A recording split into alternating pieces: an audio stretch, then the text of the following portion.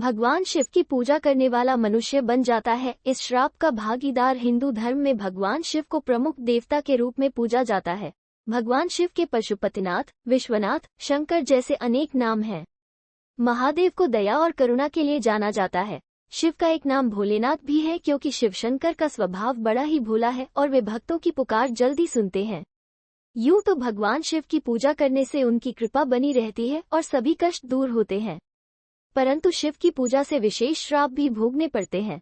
मित्रों, इस वीडियो में कही गई बात की सच्चाई का हमें कोई प्रमाण नहीं है, इसलिए हम इसका समर्थन नहीं कर सकते। नमस्कार मित्रों, स्वागत है आप सभी का एक बार फिर हमारे रहस्य चैनल पर। मित्रों, एक कथा के अनुसार आपको बता दें कि भगवान शिव को दक्ष ने श्राप दिया था कि जो भी शिव जी की उपासना करेगा वो शास्त्रों के विरुद्ध होगा।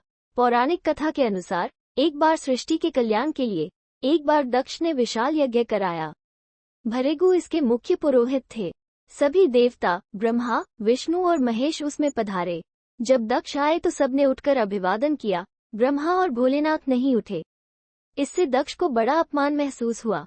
ब्रह्मा उनके पिता थे, इसलिए उनका नहीं उठना तो दक्ष ने मान लिया, लेकिन शिवजी तो उनके दामाद थे। दक्ष ने यज्ञशाला में शिवजी को बुरा भला कहा और घोषणा की कि आगे से किसी यज्ञ में शिवजी का भाग नहीं होगा। इस पर शिवगण नंदी बहुत क्रोधित हुए।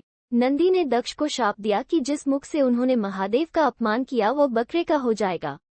दक्ष के सहयोगियों को भोजन के लिए भीख पर आश्रित होना पड़ेगा। भृगु दक्ष के सहयोगी और यज्ञ के पुरोहित थे।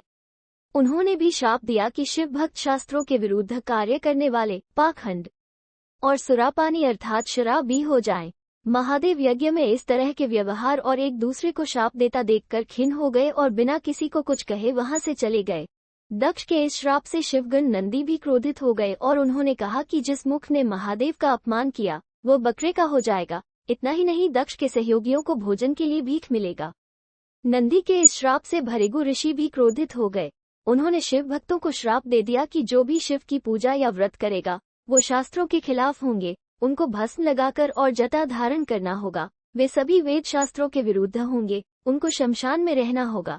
इसलिए कहते हैं कि इस श्राप के कारण ही शिव के सबसे बड़े भक्त अघोरी अपने शरीर पर भस्म मलकर शमशान में निवास करते हैं। मित्रों, स्वर्ग और नरक का निर्धारण व्यक्ति के कर्म के आधार से तय होता है। कर्म ही इंसान के भविष्य का निर्माण करता है। बुरे कर्मों का नतीजा हमेशा बुरा ही होता है और इसकी सजा भी भोगनी पड़ती है। लेकिन बहुत बार जाने अनजाने में भी ऐसे कार्य हो जाते हैं जिसका श्राप इंसान को लगता है। श्राप से न सिर्फ इंसान बल्कि भगवान स्वयं भी नहीं बच पाते। इस बात का उल्लेख ग्रंथ पुराणों में मिलता है, लेकिन जाने अनजाने में हुए अनैतिक कार्य के लिए लगे श्राप से पूजा पाठ कर मुक्ति पा सकते हैं।